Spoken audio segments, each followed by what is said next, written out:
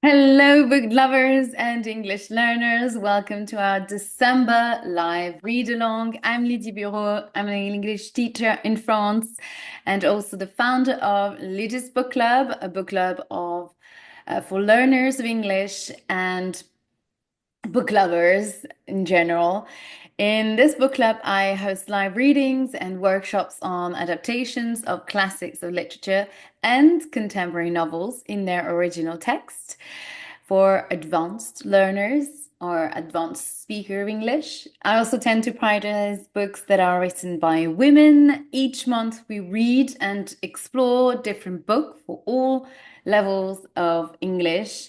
And 3 times a month, I meet the members of the book club in a live workshop via Zoom to discuss the chapters read over that week. So, this is the place where the members of the book club have the opportunity to improve their speaking and critical thinking skills in English. And this is where we connect as members, as book lovers, and also it's a great way to meet and develop your English speaking skills um, while discussing books that we love and sharing a moment together and create friendships and being part of this community. So, if this is something that you might enjoy, then join the book club, join us. This month, we are reading the B1 adaptation, Penguin Reader's adaptation of Sense and Sensibility by Jane Austen. It's a B1 intermediate level um, that we are reading. This is a 2021 Penguin Readers edition. And if you want to know more about this novel and, well, the original text written by Jane Austen, I invite you to listen to the podcast episode 28, an introduction to Jane Austen and Sense and Sensibility, which is now available on this YouTube channel and also on the Spotify podcast Read in English. Also, throughout uh, the year 2025, so the upcoming year, the town of Winchester in Hampshire has organized several tours and in honor of Jane Austen's 250 years anniversary. So in 1775, Jane Austen, in December 1775, Jane Austen was born. And next year we will celebrate a 250 years anniversary, well, the anniversary of her birth and of her birth year. And to celebrate this big milestone, the town of Winchester is organizing all these events. If you want to know more about these events and book your ticket, then go to visitwinchester.com. The link is in the description, and and you have lots of events that you can attend, but be quick because a lot of them are already fully booked. So you have to be quick. And most of these events are in person. I don't think they do a lot of they do online tours where the museum, the Jane Austen's museum does a lot of tours, virtual tours. So I think wherever you are in the world, that can be very useful or something that you might be able to do. And but a lot of other events are in person in Hampshire. So maybe it can be an opportunity for you to travel over to the UK next year. So today it is our fifth live reading session of Sense and Sensibility. We are going to read chapters 9 and 10 today. And this morning, I hosted the first live workshop based on this adaptation. We covered chapters 1 to 4, and we had an amazing session. So if you want to attend the next live workshop, which will be next Saturday on the 20th of December, 9 a.m. on Zoom, then you just need to subscribe to the book club on lydiasbookclub.com. You've got the link in the description, and when you're on the subscribing page, you will see all the dates of the live readings and the workshops planned for the month, so you have the whole schedule. Right. So let's get started with our session today. So so before getting started with before starting to read the chapter 9, I'm going to do a quick recap of chapter 7 and 8, which are the chapters that we read yesterday. Not yesterday, on Thursday. Yeah, the last live reading session. So chapter 7. Well, these two chapters are, especially chapter 7, is a turning point in the novel, because we finally understand why Willoughby has left, why he didn't give any news to Marianne. It's since she arrived in London, she tried to reach out, send him letters, but he did not reply, didn't come to visit her. So Marianne is devastated not hearing any news from him. She's very hopeful all the time, thinking that it's him expecting a letter from him or expecting him to visit. But each time someone rings at the door, it's not him. Or each time a servant brings the mail, it's not him. It's not for her. It's not from him. Any letters no letters are coming from him. So she's desperate. And in chapter 7, and instead, who comes in? Who is visiting? Not Willoughby, but Colonel Brandon. As you might remember, Colonel Brandon is very much has a lot of, well, in love might be a bit strong at this point. We don't really know, but he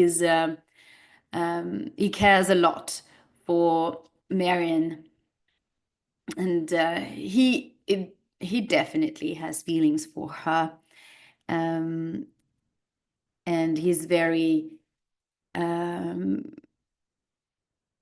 attentive, and he cares a lot about the whole family as a whole, because although Marianne ignores him completely, he keeps on coming back and having chats with Elinor.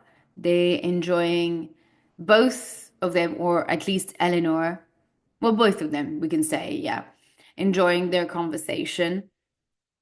And Elinor feels really bad and almost embarrassed when Colonel Brandon enters the room and Marianne leaves, because she's so upset that it's not Willoughby, that he is not Willoughby.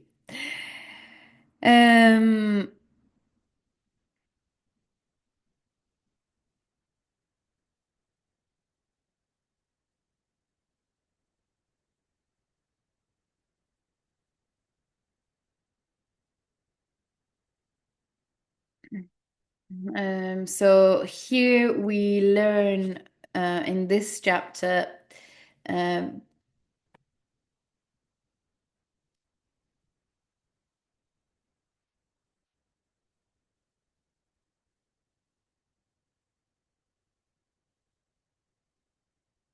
that so Willoughby,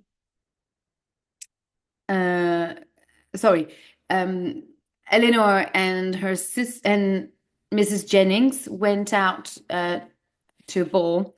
They were invited, and Marianne as well was invited, but she decided to stay in because um, she doesn't want to miss a visit from Willoughby because they weren't at some point they went out and a servant said that Willoughby had visited while they were away. So now Marianne doesn't want to go out in case Willoughby visits the house. And Marianne and Mrs. Jennings go to that ball without Marianne. And guess who was at that ball? Willoughby. So when Marianne and Mrs. Jennings come back to the house, they tell Marianne that Willoughby was at the ball, and Marianne is quite surprised to hear that he was invited. Um, and that she missed the chance to see him. After that, they got another invitation to a ball, and and this time Marianne went there. Um, so at this party, there was also Lady Middleton, and because remember, Mrs. Jennings is Lady Middleton's mother, and and Elinor was there too. So there was a whole gathering here. So a lovely picture. And guess who was at the ball?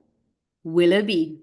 So it's Elinor who sees him first, and then Marianne sees him, of course, and she calls him out across the room, uh, and without being very discreet, and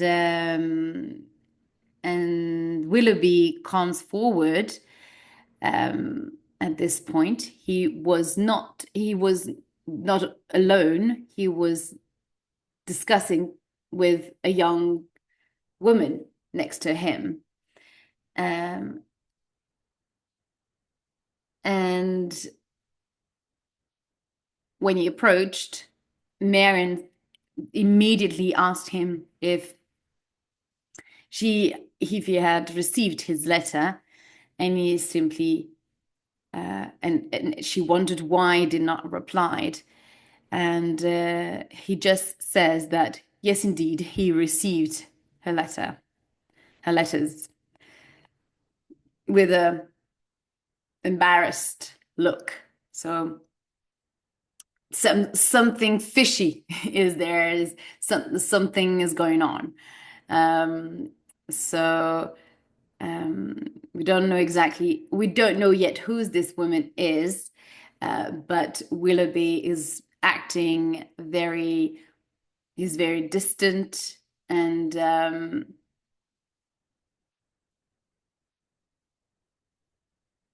it doesn't feel um, like like they were close like before. So it seems like something has changed. And obviously, Marianne is quite shocked, and she doesn't understand what is going on, and obviously feels very disappointed. Um,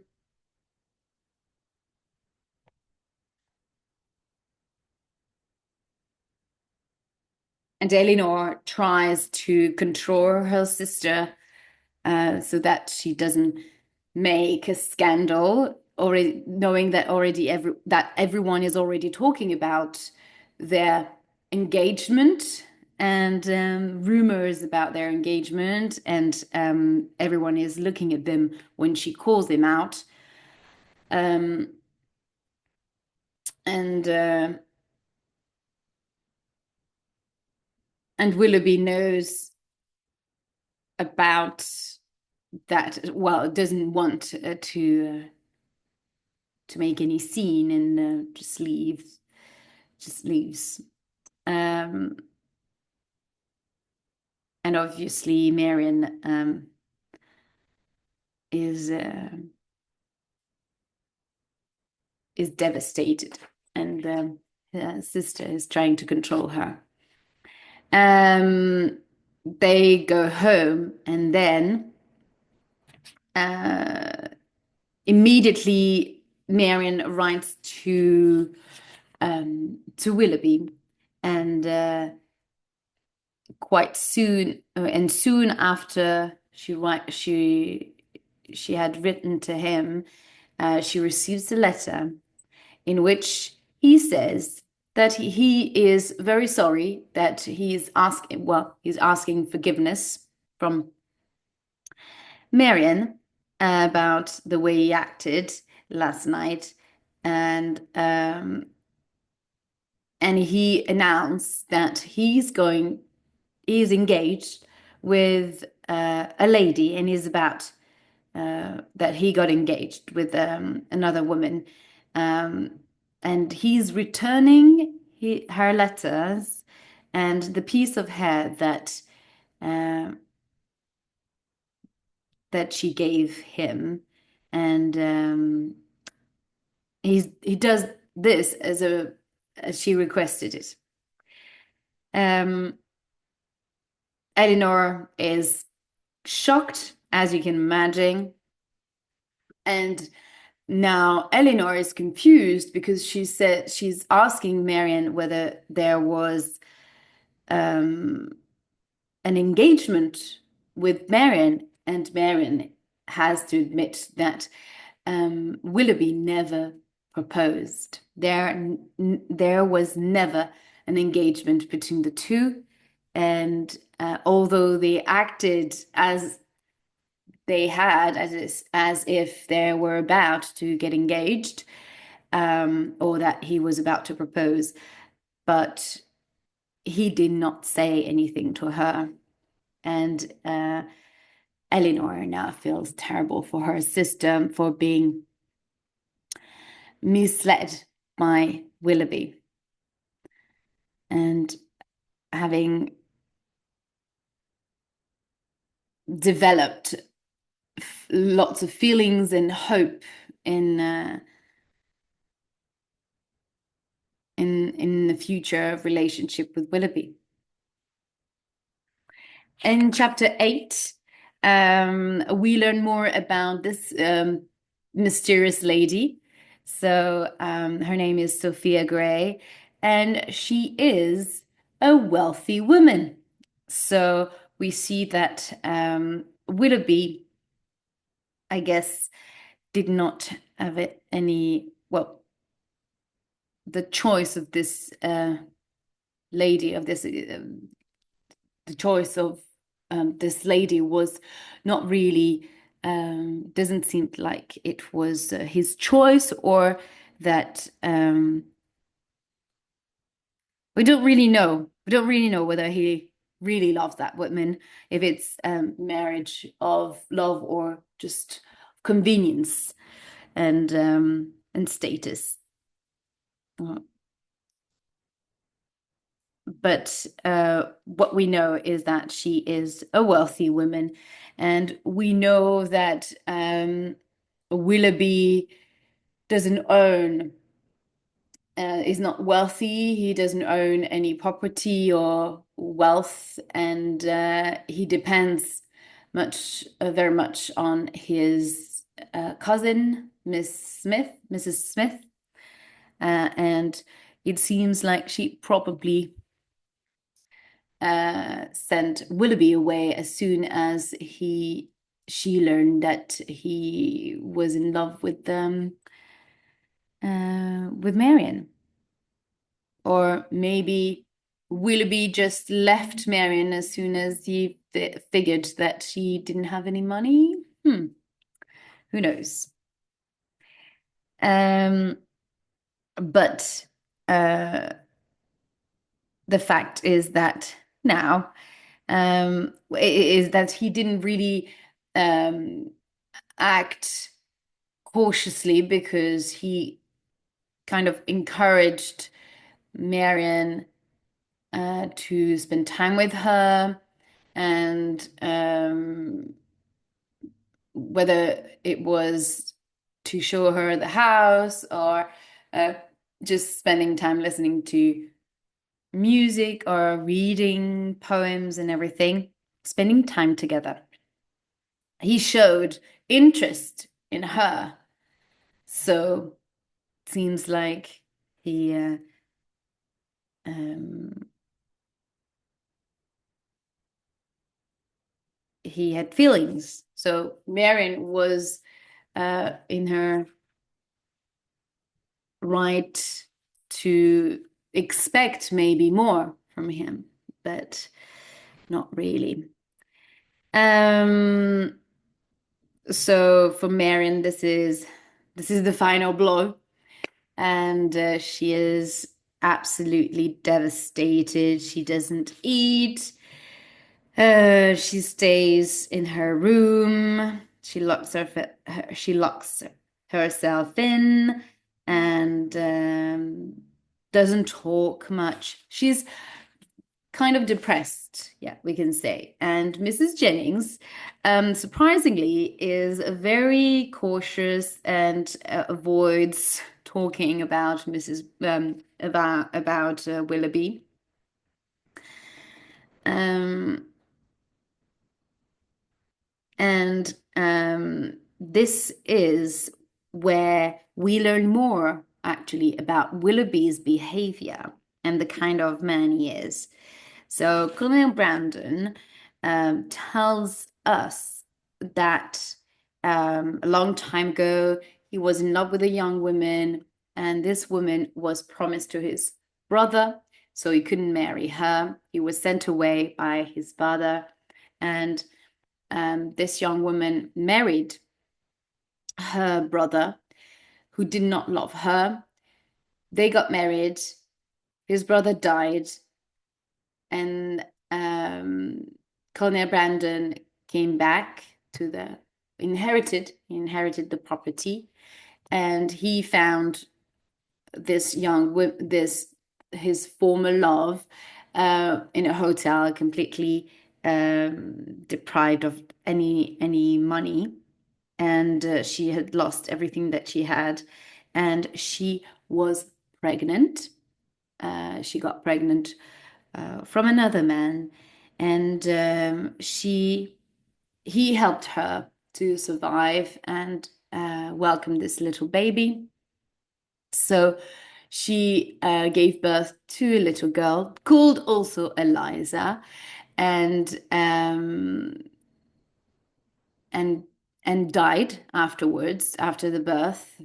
And well, Colonel Brandon since looked after since the mother died, he has been looking after this little Eliza, and has acted as her benefactor, or as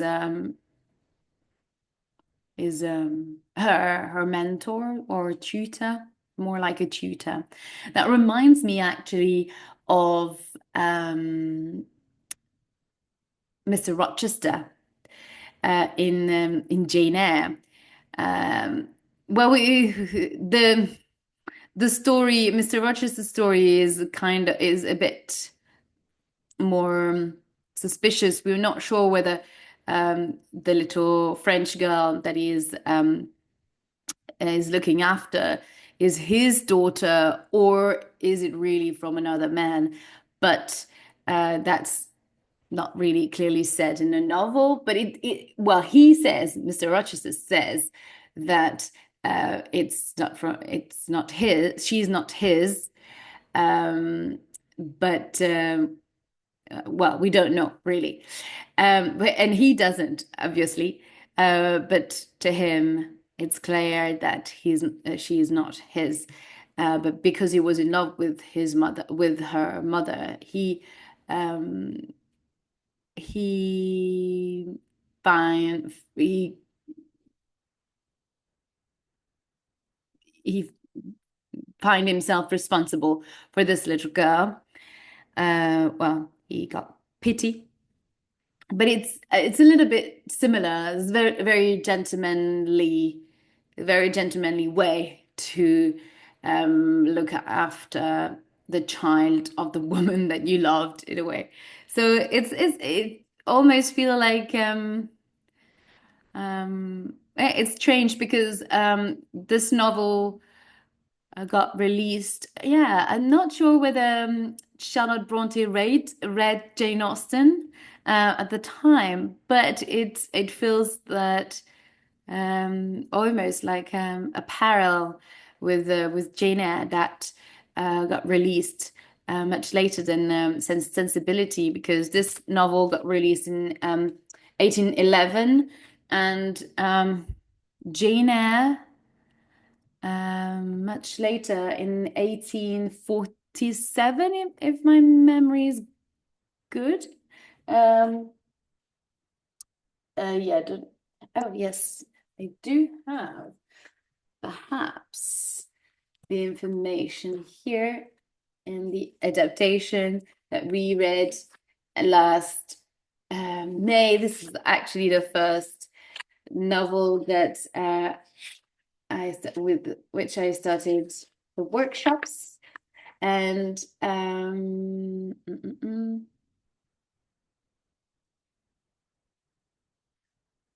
doesn't say here in the note about the story, but I think it's 1847, 48, something like that. So yeah, perhaps there are chances that Charlotte Bronte read Jane Austen, definitely, and it might have been inspired, perhaps. So here, um,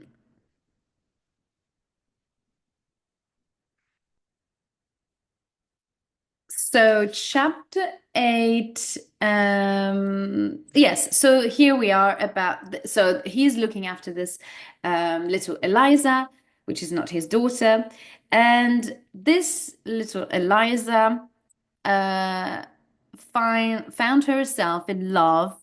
She met this young man who got her pregnant and left. And Cornell Brandon says, well, you know this man, Willoughby, John Willoughby. So you can imagine how Elinor reacted. She is in shock, and she condemned Willoughby's reaction. Well, is Willoughby's actions, and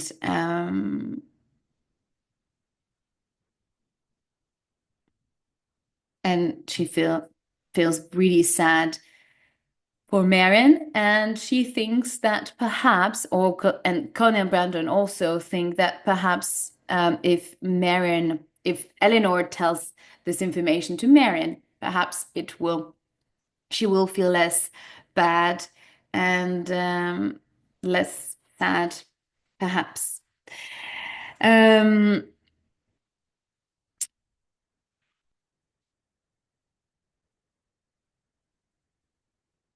Because yeah, obviously Colonel Brandon doesn't want to see Marianne sad. And at the end of the chapter, we learn also that John Dashwood is in town. Oh yeah, and sorry, I forgot to mention that Marianne wants to leave London, but her mother writes to them, telling them that actually it's probably better if they stayed in London, and and because they stayed in London so that she would not think about Willoughby and she would be more distracted. And also due to the fact that John also, she wants them to stay because John Dashwood is in London with his wife, Fanny Dashwood, and Mrs. Dashwood thinks that they should get to know each other better. So that that's why she encourages her daughters, to stay in London. So in the end, Elinor and Marianne decides to stay, and here they meet in the shop John Dashwood, who comes towards them, um, being very very interested uh, in the fact that they have connections with that Marianne and Elinor have connections with Mrs. Jennings, a very wealthy woman, and that he would like to visit at some point. Um, so, so John Dashwood has clearly become like Fanny Dashwood. He is completely brainwashed by his wife, and he is acting even worse than before. If you remember at the beginning of the novel, he was thinking of giving some money to his stepsisters, and his stepmother. But in the end, Fanny Dashwood managed to turn his head upside down and discouraged him to give any money to them. So here they meet him at the shop, and is outrageous the way he behaves towards the sales assistant, and how selfish is behaving towards the other customers. Right. So let's read chapter 9, called Edward Arrives in London. The next day, Fanny Dashwood went to meet Mrs. Jennings at her home. So immediately after they meet, so the next day they go straight to Mrs. Jennings. Fanny was pleased that Lady Middleton was there too, and the two ladies liked each other, perhaps because they were similar in character. Fanny and Lady Middleton were both called selfish women, who did not have anything interesting to say. Elinor wanted to know if Edward was in London, but she did not ask Fanny. However, soon after this, Lucy Steele told Elinor that Edward was there with Mr. and Mrs. Dashwood. The Dashwoods held a dinner party the next Tuesday at their London home and invited the Middletons. Mrs. Jennings, the Dashwood sisters, the Steele sisters, Colonel Brandon, and Mrs. Ferrars, mother of Edward and Fanny. Elinor heard from Lucy that Edward would not be there.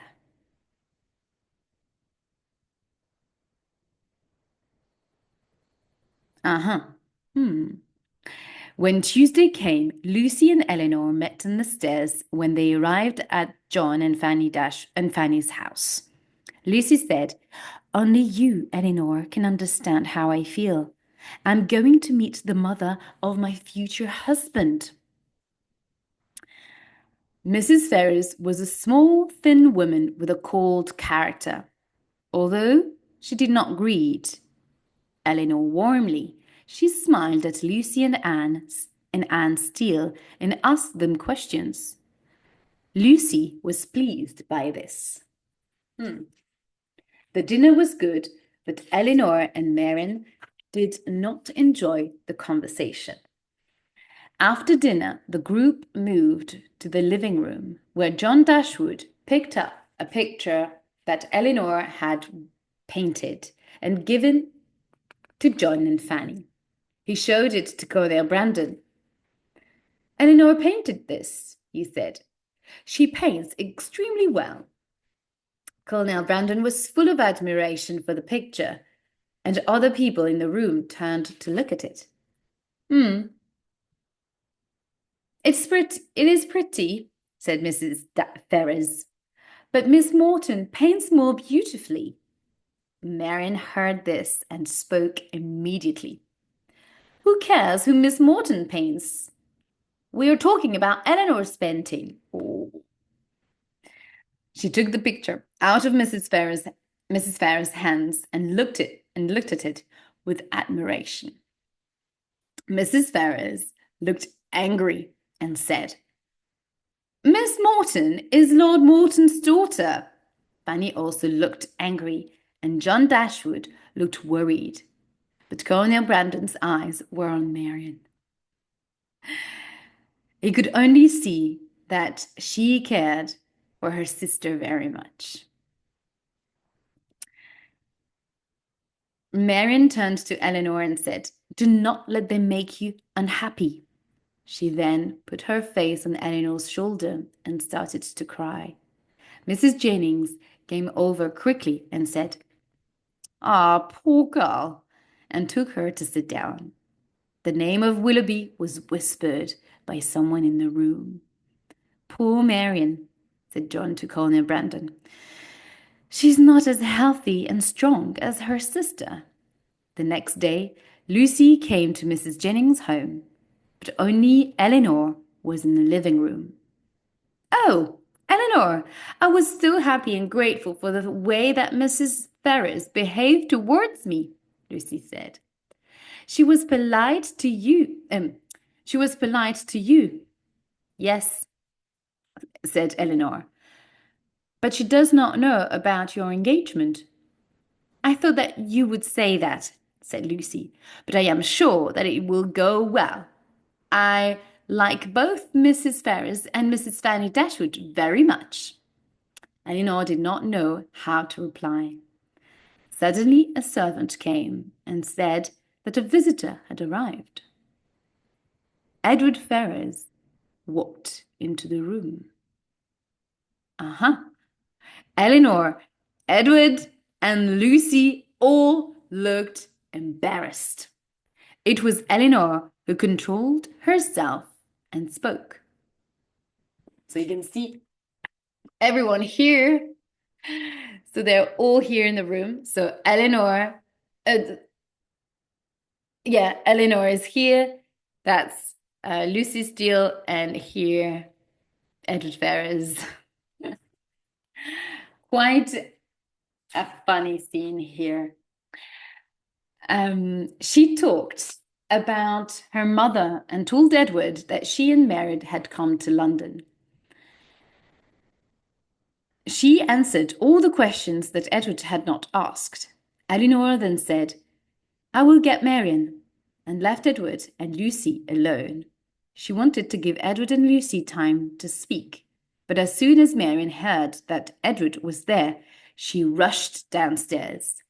Edward, she cried, I'm so happy to see you.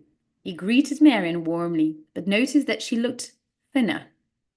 Are you all right, Marianne? He asked. Do not worry about me, replied Marianne. I think, Elinor, that Edward should come to Barton again when we return. She turned to Edward.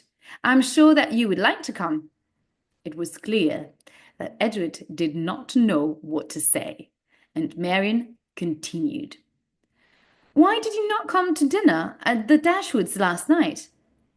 I was busy, he said. Now I must go. You have to go, said Marianne.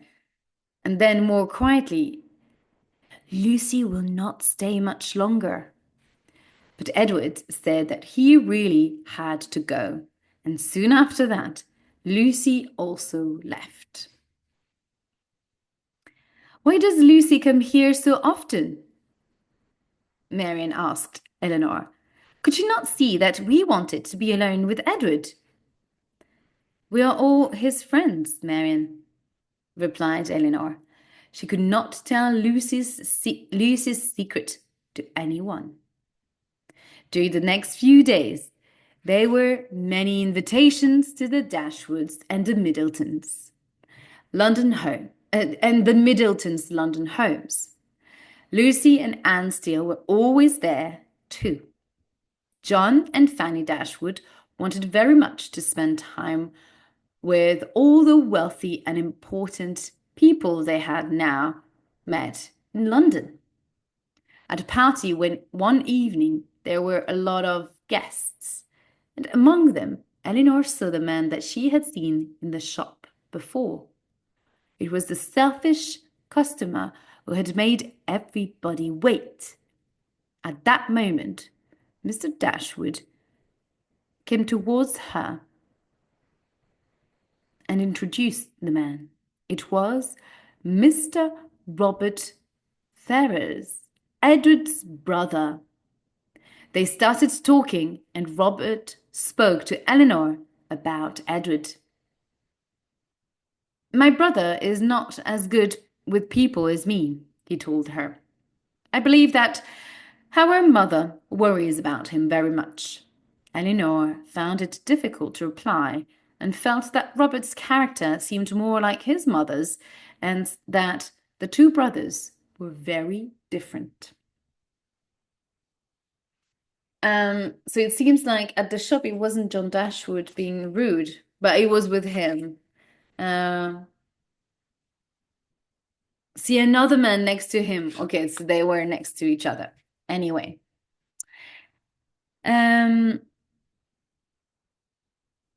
Fanny Dashwood had decided that she wanted to invite Lucy and Anne Steele to stay in their London home. But really, we should invite Elinor and Marianne. They are my relatives, John said to Fanny. We can invite them some other time, Fanny replied. And so John agreed. When Lucy heard of this invitation, she was happy. She was going to stay in the home of Edward's sister. This might bring her and Edward together. And she sent a note to Elinor to tell her about her good luck. Bragging again. So this is the end of chapter 9, and now let's move on to chapter 10. Lucy's secret is discovered. A week later, Mrs. Jennings returned from a visit to some friends. Elinor was sitting by herself in the living room. Have you heard the news? Cried Mrs. Jennings. No, what is it? Replied Elinor. It is so strange. I met the doctor whom Mrs. Dashwood uses. He had just been to see her, said Mrs. Jennings. Is Fanny ill? Asked Elinor. Dr. Donovan said that she is very upset.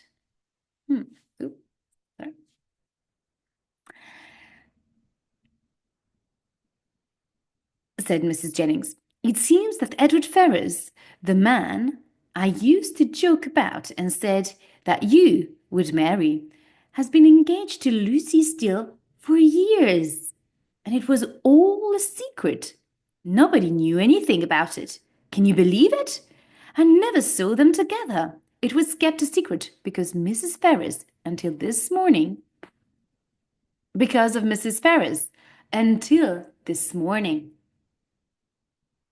Anne Steele told Fanny about the engagement. Anne thought that as Mrs. Ferrars liked Lucy so much, there would be no problem and that Fanny would be pleased.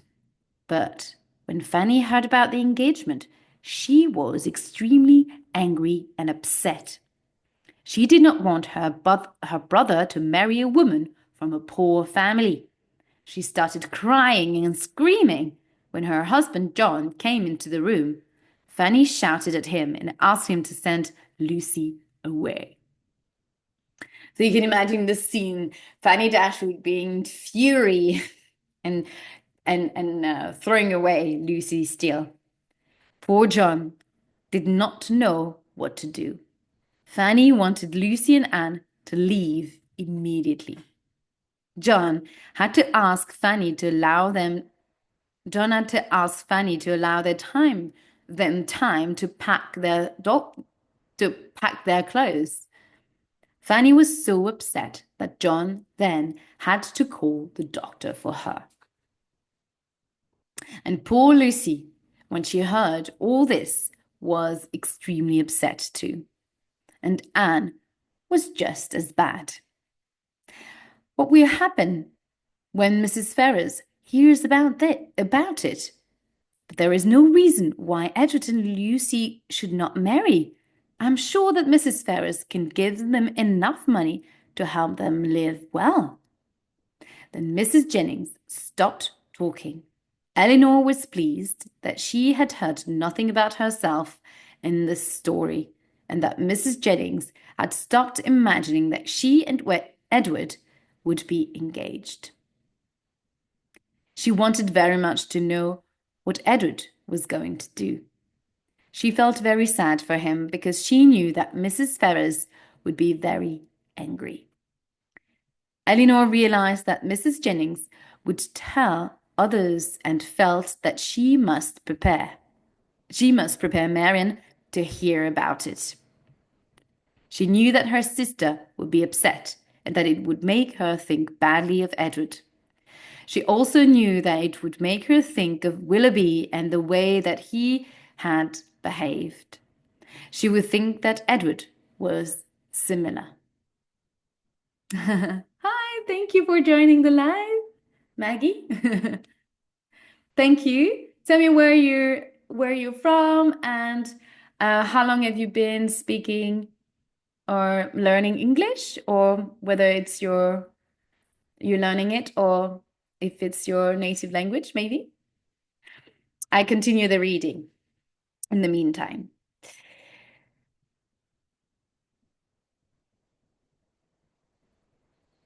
Elinor controlled her own feelings and went to speak to Marianne. She became very upset when she heard the story. She listened and cried.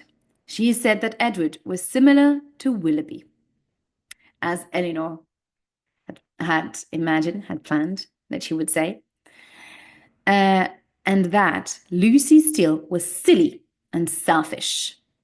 She did not deserve a good man. Oh, Elinor, how long have you known about this engagement to Lucy? Did Edward write to you? She asked. I have known for 4 months, since Lucy first told me she wanted it to be a secret, said Elinor. All this time you have looked after me when I have been so unhappy, and you have had this in your heart, said Marianne. How have you stayed so calm? I felt that it was my duty, replied Elinor. I promised Lucy that I would keep her secret. But you loved Edward, said Marianne.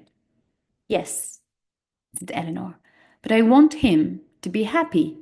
I am sure that he will do his duty and marry Lucy. I did not want you or our mother to suffer and feel unhappy for me. I have known that I have lost Edward, but I am still sure that he is not a bad person. It is his sister and his mother who are bad people. Hi, I'm from France. I have Italian roots. Yeah, I've learned English at school, but sadly, I don't practice very often. Right. Well, you're in the right place if you do want to practice your English. And if you're a fan of Jane Austen, or but not only, we're not just reading Jane Austen, we've read the Bronte sisters and other novels that are classics of English literature and mainly written by women. So yeah, thank you for joining this live. I am currently reading chapter 10 of Sense and Sensibility. This is B1 intermediate level here, this adaptation, and this is the real novel. So you can see the big difference between the two adaptations. So it's very much condensed.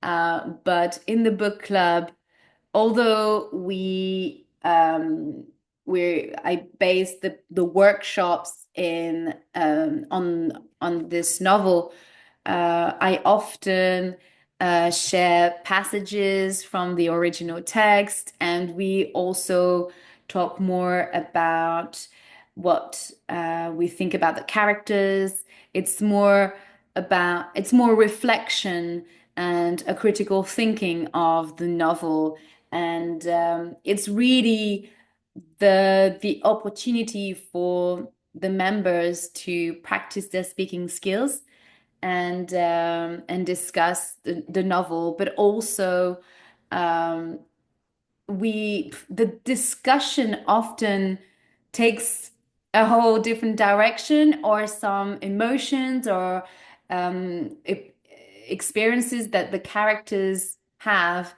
are often that people can relate to that, or maybe it reminds people of someone or something that they have experienced in their life. So it's if you don't have the opportunity to improve, to practice your English, then I recommend you to join the book club and take part in in the conversations that we have on Zoom. You can look on my website, look what we're doing. If you're not sure and you would like to know what it's like to, if you want to know what it's like, then you can also purchase just the workshop that you're interested in. There, you go on the workshop store and you will see all the previous workshops that we've done. So you have a whole list you will see, and you can just purchase and watch the workshops, the all the sessions that we've done. Usually we meet 3 times a month, so it's a 3-part live workshop, and um, and we change book each month, usually, because we are now reading chapter 10, 9 and 10 today. So next week we will finish that novel. And if you want to join so this morning I hosted the first live workshop. So we talked about chapters 1 to 4. And next Saturday, Saturday morning, we will meet again live for the second live workshop, and we're going to discuss chapters 5 to 10. So the chapters that we have read this week. So we will meet next Saturday. So if you want to join the conversation, then you can join now by just subscribing to the book club. And if you miss a session, they're all recorded. You have access to the previous. Once you become a member, you have access to all the previous sessions for free, of course. So So yes, it's not too late. I think I could read this version of Sense and Sensibility because it seems to meet my level. Great. Yeah. So you see, I love these adaptations, although they omitted here to talk about the third sister. Well, but they focus mainly on the main two characters. Um, but they are really good. Usually they really focus on they are Penguin readers are quite usually very loyal to the main to the original text. So it's a tricky um, exercise to adapt. I mean, 400 pages in a couple barely 800 80, yeah, 80, roughly 80 pages. And these book I can show you a little bit inside. So you have here the chapters, and then yeah, I guess so. Yeah, it's tricky. And you can see they have different levels. If you go on Penguin Reader's website, you will see the whole collection that they have. And what's great with these books is that you have a little bit about the story, and you have words in bold that you can find at the end here in the glossary. So they explain to you the meaning in English. And at the end, you have little questions and grammar, exercise. It's so well made, and you can test yourself to see a little bit of grammar and vocabulary. And also, a really useful tool is that at the back of the book, you have a code. And once you buy the book, you go to penguinreaders.co.uk and you click on unlock book, and then you enter this code. Well, not mine, but the code of your book.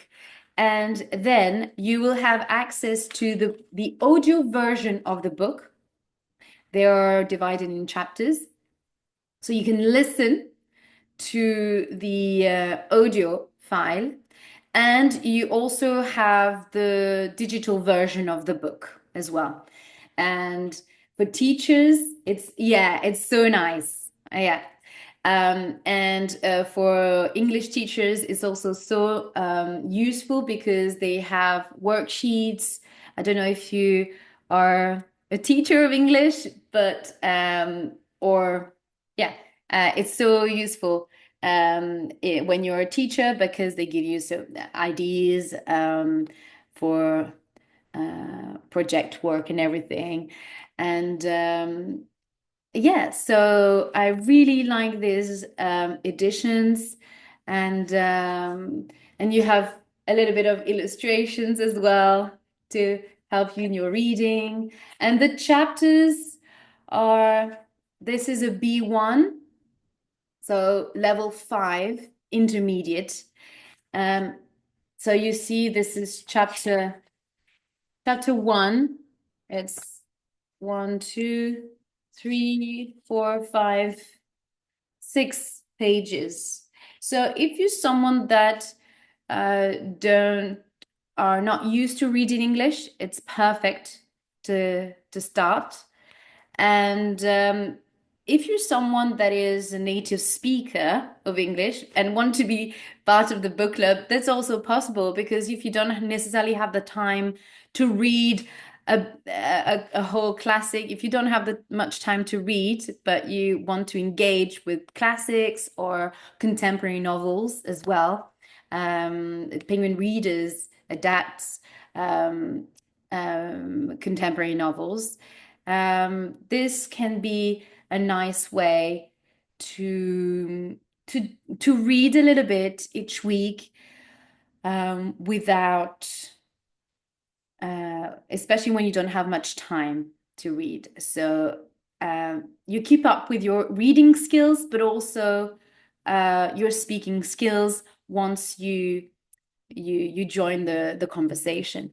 And of course, you can, if at some point you don't have the time, you can unsubscribe whenever you want. I mean, you can subscribe annually or per month. It's really up to what's best for you, and um, and you can, yeah, subscribe or how long you want. Yeah. If you have any other, I'm gonna continue the reading, and if you have any more questions, leave them in the comments. I will answer you. All right. So, where was I? um, so Marianne tells all about Lucy Steele's secret to Marianne, and Marianne, of course, feels bad for acting selfishly, knowing that Elinor was keeping this secret this whole time. Okay, thank you for the explanation. Right? No problem. Okay. So I'm sure that he will do his duty and marry Lucy. I did not want you or our mother to suffer and feel unhappy for me. I have known that I have lost Edward, but I am still sure that he is not a bad person. It is his sister and his mother who are bad people. Marianne listened and said, Oh, Elinor, you make me hate myself. All the time that I was suffering, you have suffered yourself. But you hid your feelings and took care of me. What can I do for you? Elinor asked her sister to promise not to speak badly of Edward to other people, and when she met Lucy, to keep her feelings hidden. Marianne knew that she would find this almost impossible, but she agreed. Marianne did as she had promised. When she had to listen to Mrs. Jennings' opinions, she kept silent, or just said yes.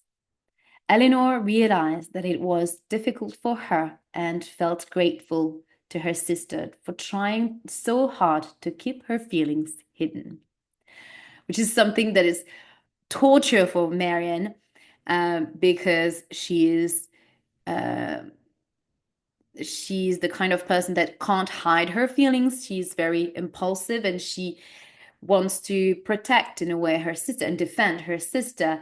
But here, Elinor asked her to not say anything, so she just keep it quiet.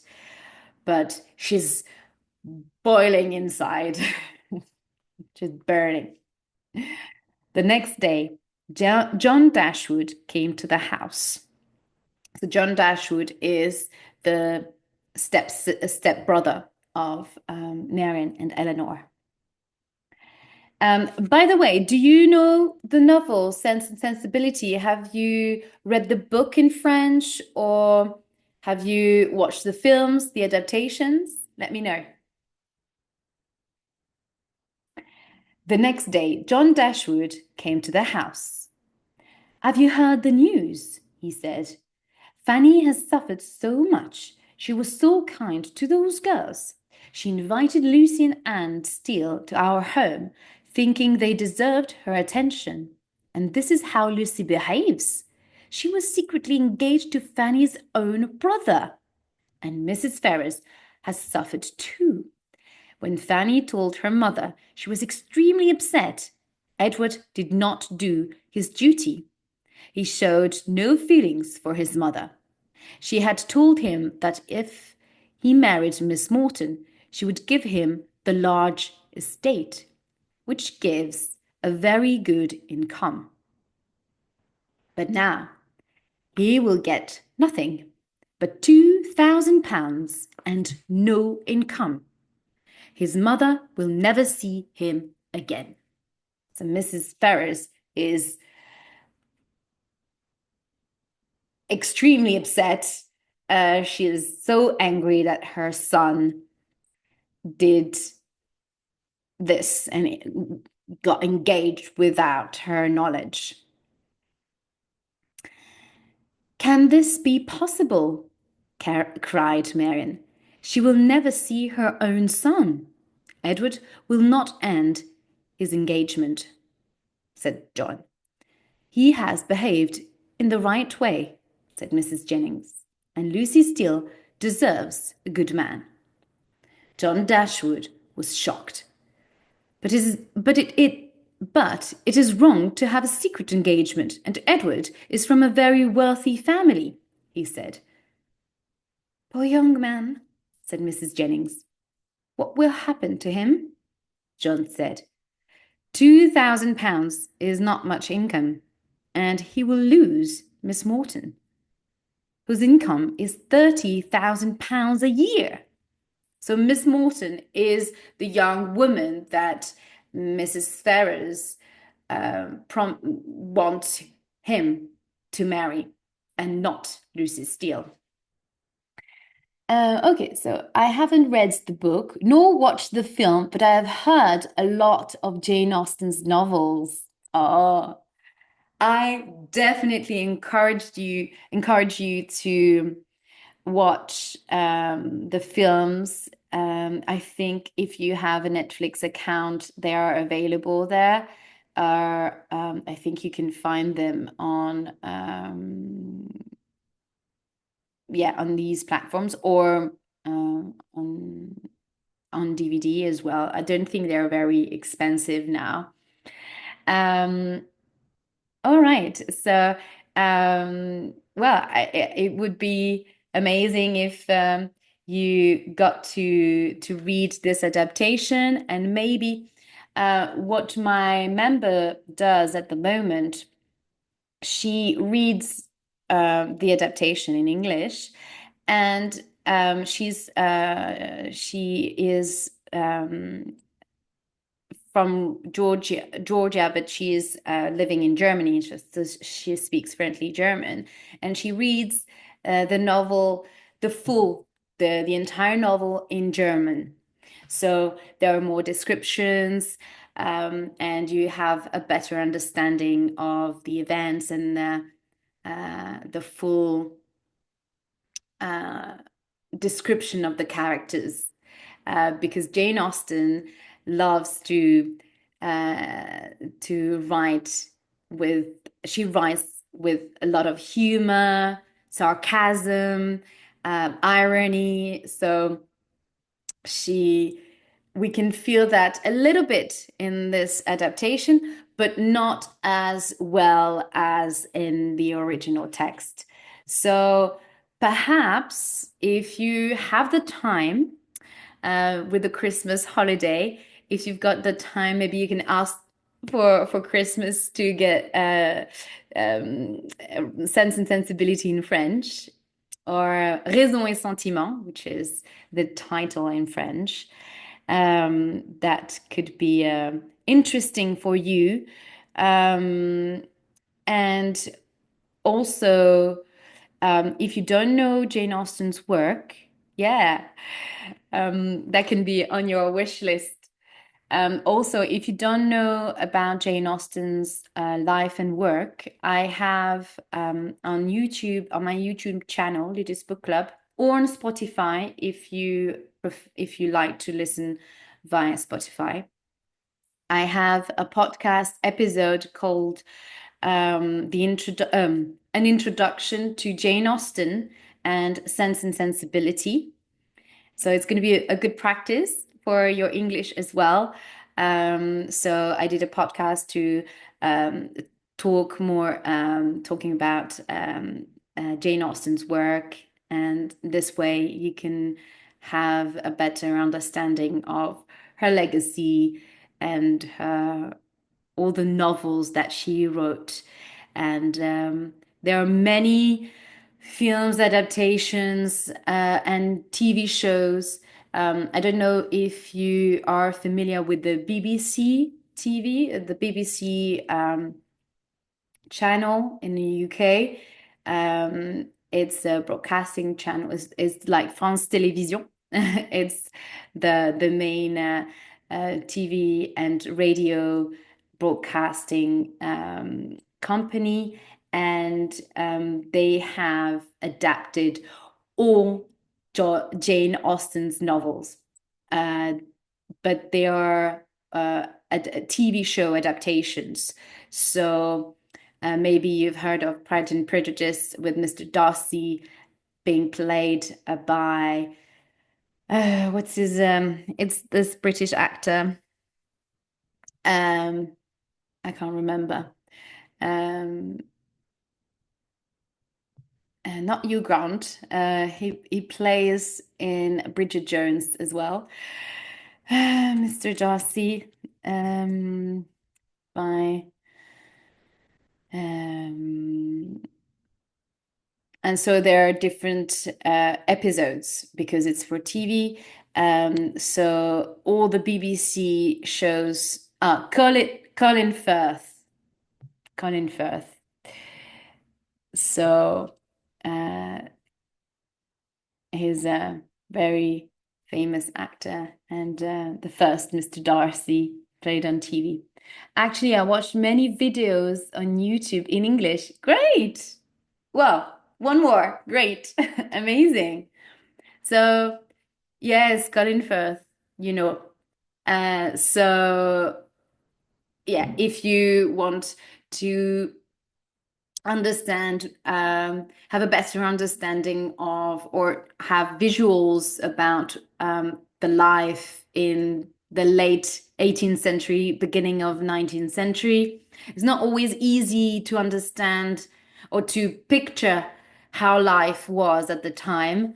Uh, so that's why I like to watch films or TV show adaptations because it helps with the imagination of you can visualize better sometimes the landscape and the interior of the houses. So that helps really with when once you're reading the novel, it helps with picturing all the characters and the scene in your head. Um, so where was I? I'm lost again. So Mrs. Morton is the young woman that Mrs. Ferrers want Edward to marry. So in a way, with this scandal with Lucy Steele, Edward is kind of jeopardizing his chances to get engaged with Mrs. Morton, Miss Morton, sorry. So that's also one of the reasons why Mrs. Ferrers is so angry.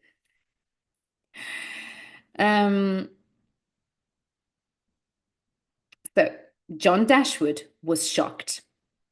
But it is wrong to have a secret engagement, and Edward is from a very wealthy family, he said. Poor young man, said Mrs. Jennings. What will happen to him? John said, £2,000 is not much income, and he will lose Miss Morton, whose income is £30,000 a year. Hearing John Dashwood speak, Marianne kept silent. Then she got up and left the room. After he left, she immediately told Elinor and Mrs. Jennings that she felt, and the three women what she felt. Immediately told Elinor and Mrs. Jennings what she felt. And the three women all agreed that John had a very unpleasant character. However, they all thought that Edward had done his duty and shown his own good character. Yes, I have read the first books, the four first books from Bridgerton from watching this series. Oh, you're a Bridgerton fan. Oh, well, you're gonna love Jane Austen. Um, oh, yes. You know what? I discovered Bridgerton's books through the TV show, the Netflix show, the same. Similarly to you, I discovered the books afterwards, but unfortunately, I did not read the book yet. Um, so yeah, perhaps at some point in the book club, if you become a member of the book club, maybe we could read the book um, together, or maybe not all of them, but it could be um, a nice thing to do, and especially um, the particularity with this novel, Bridgerton, is that the author is a contemporary author writing about the 18th century, so which is a very different perspective because Jane Austen wrote, she was contemporary of her character, the story of her character, which is not the case for Bridgerton. So that could be an interesting read, actually. Hmm. I will put this on the list. Great suggestion. I guess this is a historical romance too. Are you talking about Bridgerton or Sense and Sensibility? I think Bridgerton was written maybe in the ambition to write a historical romance. Uh, but for Jane Austen, she she wrote what she knew about. This was her life, uh, which was very much about concerns about money, getting engaged, getting married to someone wealthy because she did not have her characters don't have money. May, most of her characters belong to the English gentry, which is not the high society. It's the equivalent of the middle class. Yeah, you see. So in order to access the high society and be invited to balls and to the London high society, then their only chance was to find a wealthy husband. So it tells so Jane Austen's novels tell very much about the condition of women in the late 18th century, early 19th century. Um, so yes, to answer your question, yeah, so it was Jane Austen's novel in general, yeah. So um, to her, because this novel, Sense Sensibility, was published in 1811, which was so she wrote a first version of the novel in 1795. So Jane Austen was born in 1775. And so you see when she released this novel, she was in her 30s. Yeah. Yes, because she died at 41 and yeah, so she was in her late 30s. So it was she was an observer of what um, what her friends experienced, what she witnessed in balls and parties at the time. And she's very good at describing people, their personality, and their way to behave, and in the way they behave. And that's why she uses a lot of humor in her novels. Um, and I think that you can perceive that in the translation, especially that now there are updated translations of Jane Austen's work. So our contemporary translations are more loyal to the original text. But I think that for you, reading the original text might be a bit hard because this is the late 19th century, late 18th century writing. So the English might be a bit hard for now. Okay, so she wrote the reality of her time, of her era. Yes, yes, of her time. Yes, exactly. Right, let's finish. Hi, hello, Katie. Thank you for joining the live. It was so nice to meet you on Wednesday evening. Thank you for uh, popping in this live. So I'm finishing the reading of chapter 7. So as you can see, this is the novel that we are currently, hi. So this is the novel that we are currently reading this month, Jane Austen, as you probably know, as um, British as you are. So this is Sense and Sensibility. And we are I'm finishing reading chapter 10. And yeah, so I guess you know about Jane Austen and this novel. Perhaps have you read it? Let me know. I'm gonna finish reading this part. Um, where was I? So, uh,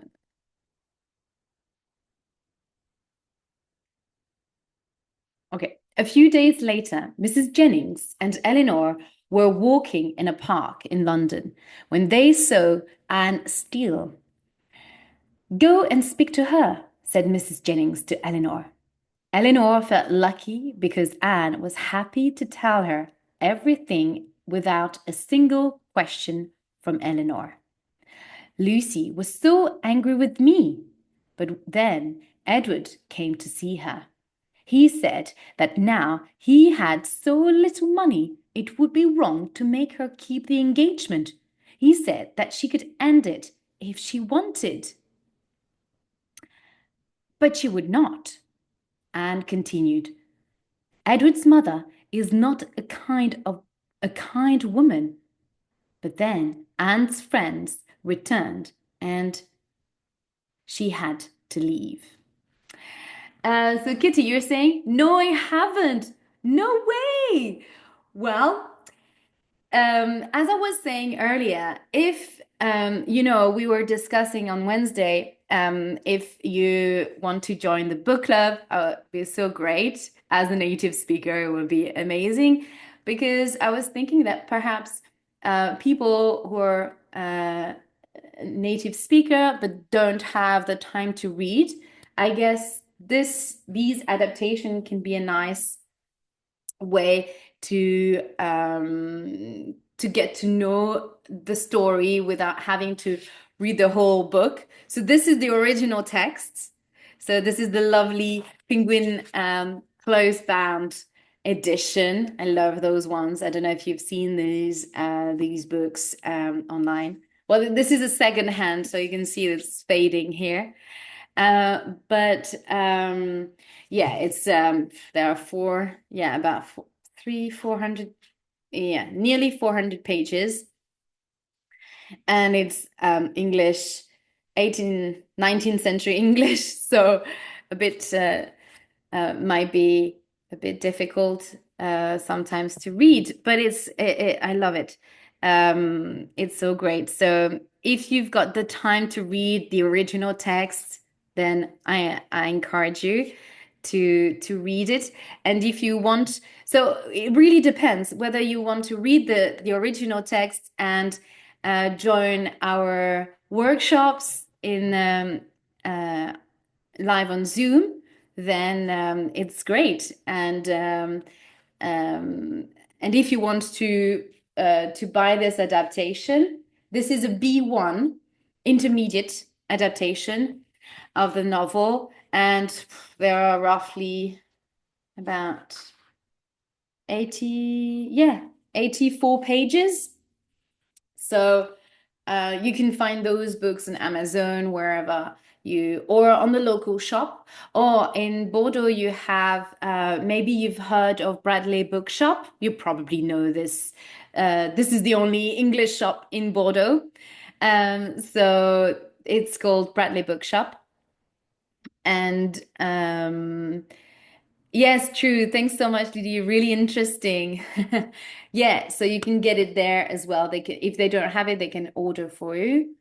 Uh, oh, Bradley is so good. I love the shop as well. I wish I was living closer to be able to go there more often, but yeah, don't always have the time to go there. But I love their shop. And I know that some every 2 or 3 months they have a book club as well. You who are living in the center of Bordeaux can be something that you can look into as well if you've got time. Um, so yeah, if you want to join the book club and read the book with us. So this morning I had the first live workshop session. Uh, so we discussed chapter 1 to 4. And next week, next Saturday morning, we will discuss chapters 5 to 10. So the chapters that we've read this week. And if you don't have the time to read, to buy the book or read the novel or the adaptation, you can find all of these live these live readings are on my YouTube channel. So same to you, Maggie. If you don't have the time to read, to buy the book, you can watch all my live readings of the chapters on the YouTube channel, Lydia's Book Club, or on the Spotify podcast, Read in English. Uh, so, because I'm currently recording as well this session, which is going to be very long today, but is great. So you can you have this way as well to read the book. Right. So let's go back to the last part of the chapter. Yeah, so Edward is telling Lucy that she can end the engagement if she wants, but she does not want to stop being engaged with Edward, and continued. Edward's mother is not a kind woman. But then Anne's friends returned and she had to leave. As soon as Elinor and Mrs. Jennings were back in the carriage, Mrs. Jennings asked for more news. However, Elinor thought that she should say as little as possible. The next morning, Elinor received a letter from Lucy. It explained that Edward did not want to end their engagement and asked Elinor to help Lucy's reputation by saying good things about her to the Middletons and Mrs. Jennings. So, yes, I will watch the videos on YouTube. Yay! Amazing. Yes.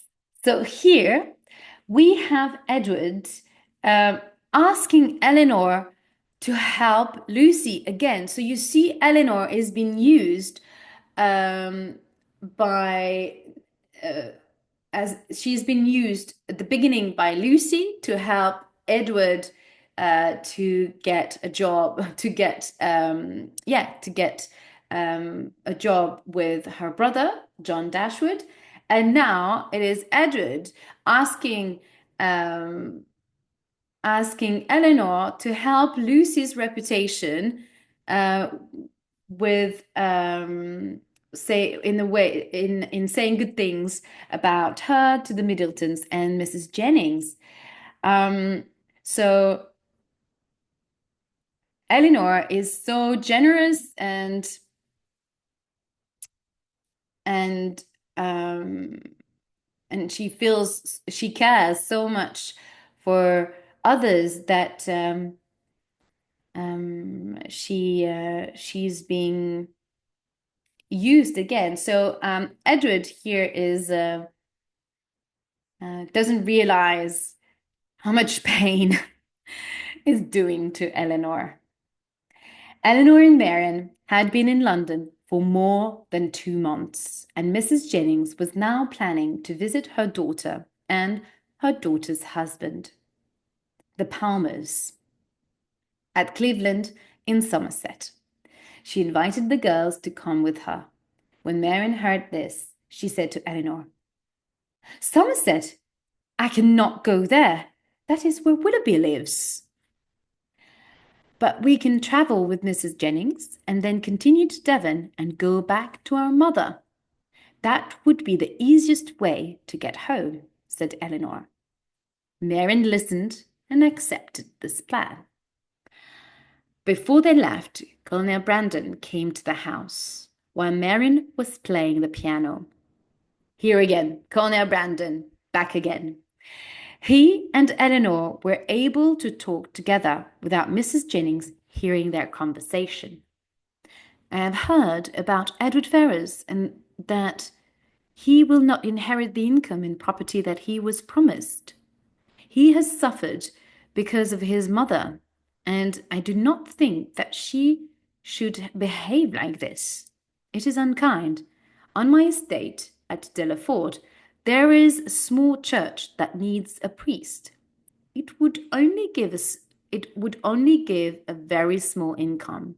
But if you see Edward, please tell him that I can have this.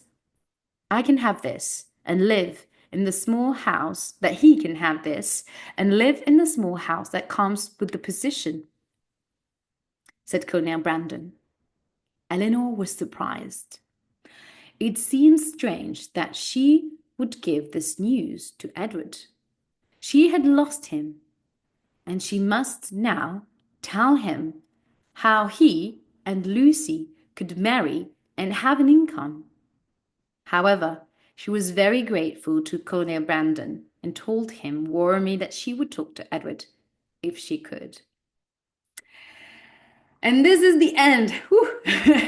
Right. We managed to go to arrive at the end of this chapter. So Colonel Brandon here is offering a chance for Edward to have a position as a priest, as he dreams about, and have a house as well, and a form of a small income. Poor Elinor, yes, poor thing.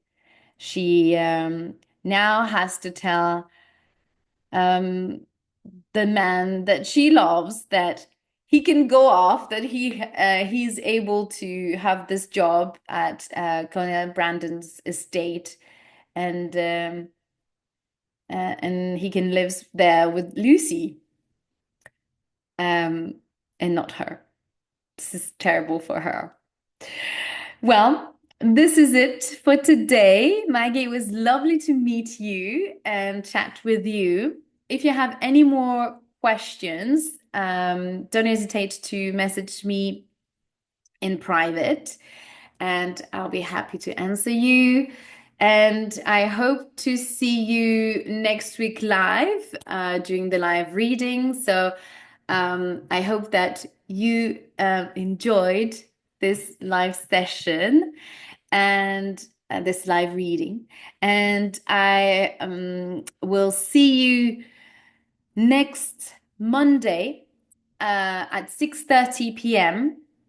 for the sixth live reading session. And if you're not available at that time, the live reading will be available on YouTube, and um, and you'll be able to watch it on replay. Thank you so much. Pleasure to meet you too. Yes, I have. Amazing. I'm glad you enjoyed this session. And I hope to see you for a second, for our next live workshop next Saturday, and that you become a new member of the book club. So have a beautiful end of the day, and I will see you soon. Bye. Bye bye.